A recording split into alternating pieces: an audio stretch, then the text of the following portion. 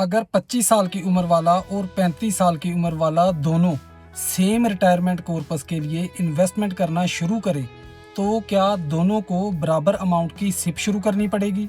बिल्कुल नहीं, क्योंकि सिर्फ 10 साल की देरी सेम रिटायरमेंट कॉर्पस के लिए आपकी इन्वेस्टमेंट अमाउंट को 2 से 3 गुना तक बढ़ा देगी। नमस्कार दोस्तों, मैं हूं जगदीप सिंह, एक सर्टिफाइड म्यूचुअल फंड डिस्ट्रीब्यूटर, और आप देख रहे हैं जा फाइनेंशियल सर्विसेज, जहां हम पैसे को पेशेंस, डिसिप्लिन एंड टाइम से बढ़ाना सिखाते हैं। Start at age 25, retirement age मानते हैं 60, और अगर आप 25 साल की उम्र में रिटायरमेंट प्लानिंग शुरू करते हैं तो आपके पास लगभग 35 साल का टाइम होराइजन है।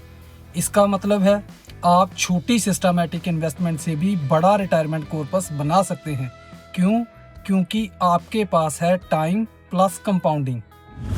Start at age 35। अब मान लीजिए आपने 10 साल और इंतजार किया और 35 की उम्र में शुरुआत की।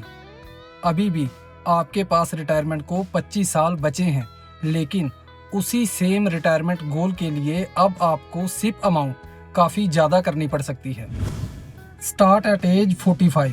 अब सोचिए, अगर आपने 45 साल की उम्र में शुरुआत की तो आपके पास रिटायरमेंट को सिर्फ 15 साल रह जाते हैं।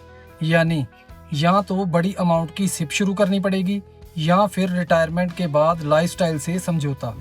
The biggest lesson, retirement planning में सबसे पावरफुल फैक्टर हाई रिटर्न्स नहीं, अर्ली स्टार्ट है। Because time is main ingredient of compounding. तो दोस्तों, अगर आपकी उम्र 25 साल है तो आज ही शुरू कीजिए। अगर 35 है तो और डिले मत कीजिए। अगर 45 है तो अभी भी देर नहीं हुई, लेकिन आज से शुरुआत कीजिए। याद रखिए, रिटायरमेंट प्लानिंग का बेस्ट टाइम था कल और दूसरा बेस्ट टाइम है आज। अगर आप जानना चाहते हैं कि आपकी करंट एज के हिसाब से रिटायरमेंट कॉर्पस के लिए कितनी अमाउंट की सिप करनी चाहिए, तो आज ही कनेक्ट करें विद जा फाइनेंशियल सर्विसेज, और इस रील को सेव जरूर करें, क्योंकि हर साल की देरी आपके रिटायरमेंट कॉर्पस को छोटा कर रही है।